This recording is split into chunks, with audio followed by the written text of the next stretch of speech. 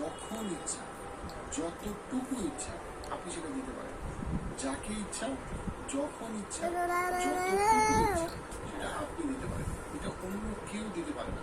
প্রথম important point যেটা আমাদের সমস্ত মুসলিম, আমরা মুসলমানরা ভুলে গেছি, যে রিজিক আল্লাহর পক্ষ থেকে আসে। আমরা আরেকটা যেটা মুসলমানরা ভুলে গেছি, আমরা সবাই ভুলে গেছি, সেটা হচ্ছে যে রিজিক মানে কি। আমার একটা চমৎকার বিজনেস আইডিয়া মাথায় আসে, এটা কিন্তু রিজিক। আমার বউ আমাকে ভালোবাসলো, এটাও একটা রিজিক।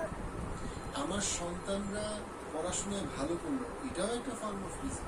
রিজিক আল্লাহর পক্ষ থেকে একটা নিয়ামত, আবার রিজিক আল্লাহর পক্ষ থেকে একটা পরীক্ষা। আপনাকে প্রচুর সম্পদ দেওয়া হয়েছে, দ্যাট ডাজন্ট মিন আল্লাহ আপনাকে ভালোবাসে। আপনাকে প্রচুর পরিমাণে টাকা পয়সা দেওয়া হয়েছে, দ্যাট ডাজন্ট মিন যে আপনার জন্য জান্নাত গ্যারান্টি। বরং এই টাকা পয়সা আপনার জন্য পরীক্ষা। আল্লাহ যাকে টাকা দেয় নাই তাকেও আল্লাহ পরীক্ষা করতেছে, আল্লাহ যাকে টাকা দিচ্ছে তাকেও আল্লাহ পরীক্ষা করতেছে। এবং অনেক ক্ষেত্রে আল্লাহ যাকে টাকা দিচ্ছে তার পরীক্ষাটা বেশি কঠিন, কারণ এই টাকার কারণে সে আল্লাহকে ভুলে গেছে। আর আল্লাহ যাকে দারিদ্রতা দিচ্ছে, সেই দারিদ্রতার মধ্যেও বরকত আছে, কারণ সেই দারিদ্রতার কারণেই সে হয়তো আল্লাহকে বেশি স্মরণ করে। অর্থাৎ আমাকে যা কিছুই আল্লাহ দিচ্ছে সেটা একমাত্র আল্লাহই দিতে পারে, এটা বিশ্বাস করা। এবং আল্লাহ যখন ইচ্ছা, যে পরিমাণে ইচ্ছা, সেভাবে আল্লাহ দিতে পারে।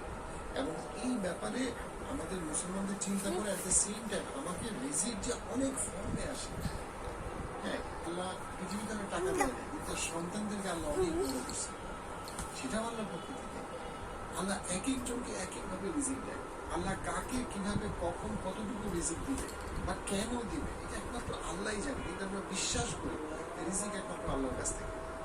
এই জন্য আমাদের সমস্ত বড় বড় আলেমরা, তাদেরকে যখনই প্রশ্ন করা হতো যে আপনি এত নিশ্চিত জীবন কিন্তু যাপন করেন, তারা সবসময় বলতো আল্লাহ আমাকে যা দিবে বা আমার জন্য যা নির্দিষ্ট করা আছে সেটা আমি পাবো। মানে আমার যেটা পাওয়ার কথা সেটা থেকে আমাকে কেউ বঞ্চিত করতে পারবে না, কারণ আল্লাহ আমার জন্য যেটা নির্ধারিত করে রাখছে সেইটাই আমি পাবো। মুশকিলটা হলো এই যে আমাদের দেশে বা বিশ্বে বা পৃথিবীতে যখন একটা অর্থনৈতিক ডিফিকাল্টিজ আসে, মানুষ আল্লাহকে অনেক সময় ভুলে যায়। সে খালি একে দোষ দেয়, তাকে দোষ দেয়। আমি সমালোচনা করতে মানা করতেছি, অনেক ক্ষেত্রে গঠনমূলক সমালোচনা করার দরকার আছে। কিন্তু আপনার যখন মন থেকে আল্লাহ চলে যায়, আপনার যখন চিন্তায় মননে আল্লাহ থাকে না, তখন এটা আপনার জন্য আসলে আরো কষ্টকর, কারণ আল্লাহর পক্ষ থেকেই সবকিছু হয়। তো আজকে যদি সমালোচনা করার এই 3টা পয়েন্টের মধ্যে আসবে, সমালোচনা করতে মানা করছি, কিন্তু সবকিছুর পরে আপনাকে মানতে হবে যে রিজিক আল্লাহ। সবকিছু